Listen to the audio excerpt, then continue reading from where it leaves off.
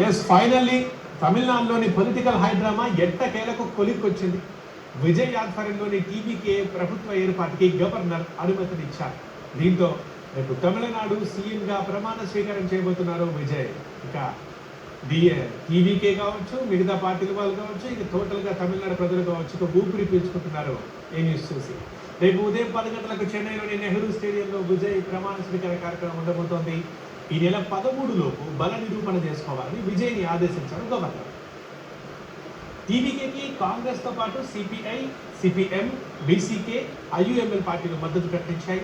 టీవీకేకి మొత్తం 107 మంది సభ్యుల మద్దతు ఉండగా కాంగ్రెస్కు 5, సిపిఐకి 2, సిపిఎంకి 2, బీసీకేకు 2, ఐయుఎంఎల్కి 2 సీట్లు ఉన్నాయి.